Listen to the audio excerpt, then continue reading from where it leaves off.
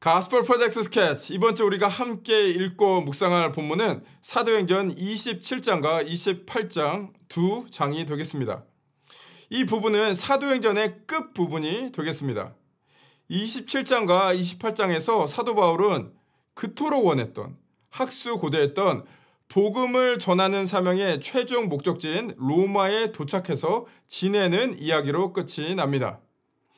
비록 죄수의 신분으로 로마에 호송되지만, 비록 가는 길에 광풍을 만나는 등 많은 어려움과 고난이 있지만 결국에 로마에 도착합니다. 그리고 죄수의 신분이지만 셋집에 머물면서 예수 그리스도의 복음을 전합니다. 이 모든 과정을 보면서 이런 질문이 들어야 합니다. 왜 사도 바울은 그토록 로마로 가기 원했을까요? 이 질문에 답함으로 사도행전을 읽을 때 우리에게 향한 하나님의 말씀이 더욱더 명확해지고 풍성해지리라 생각을 합니다. 그럼 이제 질문에 대한 답을 해보겠습니다. 사도 바울이 그토록 로마로 가기 원했던 이유 첫 번째, 로마는 사도행전 1장 8절에서 예수님께서 말씀하셨던 땅끝 그 자체였기 때문입니다. 사도행전의 저자 누가에 따르면 사도 바울은 예수님의 1장 8절의 명령을 마침내 수행한 사람이 되겠습니다. 사도행전 1장 8절에서 예수님의 명령은 무엇이었을까요? 제가 한번 읽어보겠습니다. 오직 성령이 너에게 임하시면 너희가 권능을 받고 예루살렘과 온 유대와 사마리아와 땅끝까지 이르러 내 증인이 되리라 하시니라. 우리가 잘 알고 있는 사도행전 1장 8절에 나온 맥락은 이렇습니다.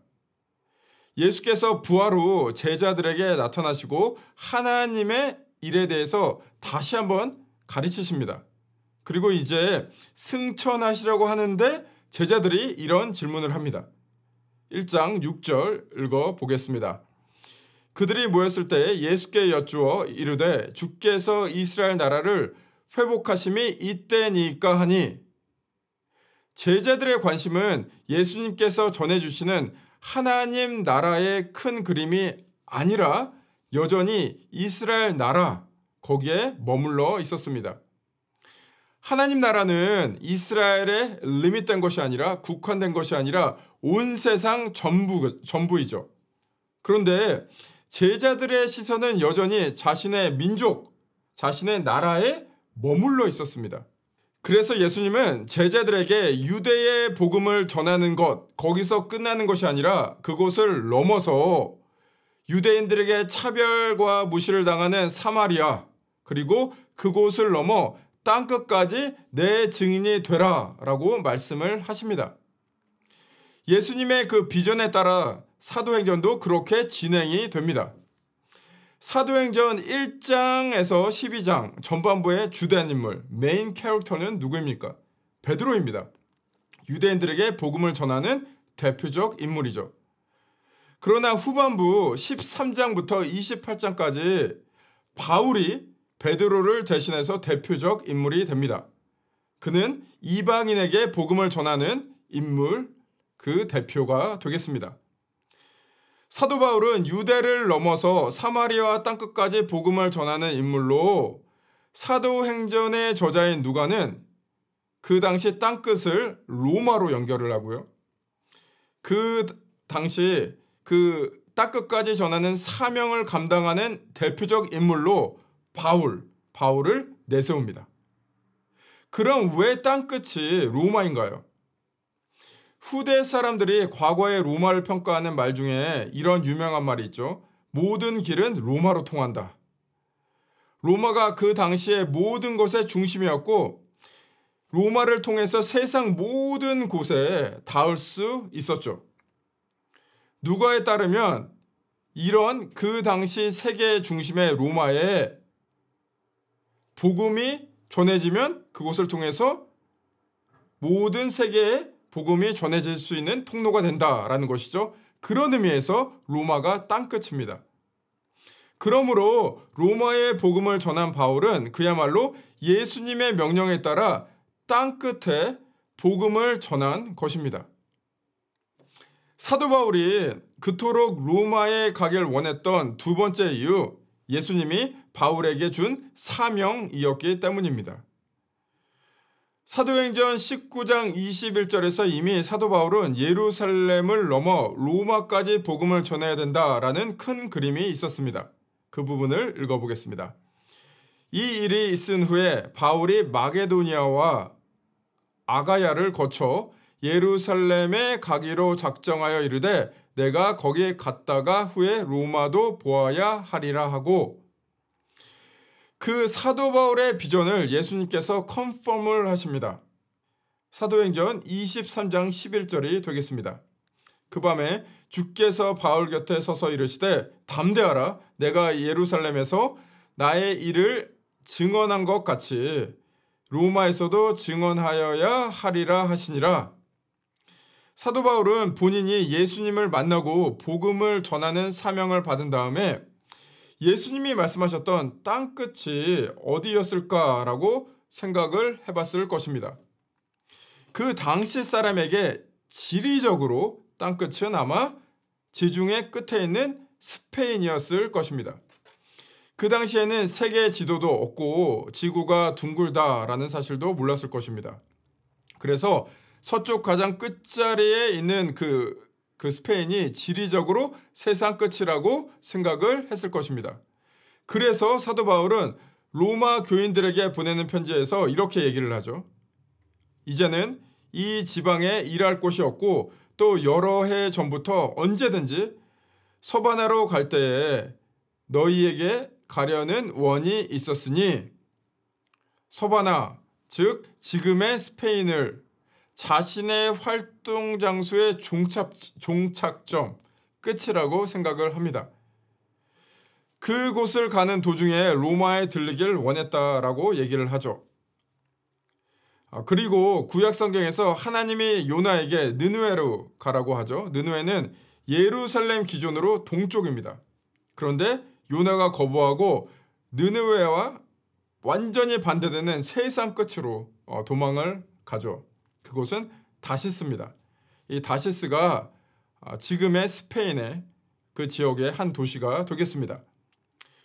그렇기 때문에 사도 바울에게 땅끝을 지리적으로 이해했으면 스페인이었을 텐데 사명의 맥락에서 로마를 땅끝이라고 생각을 했죠. 그러므로 로마는 지리적인 땅끝이 아니라 예수님이 주신 사명의 완수인 맥락으로 땅끝이 되겠습니다. 이것을 이해하는 것이 우리에게 왜 중요하냐면요.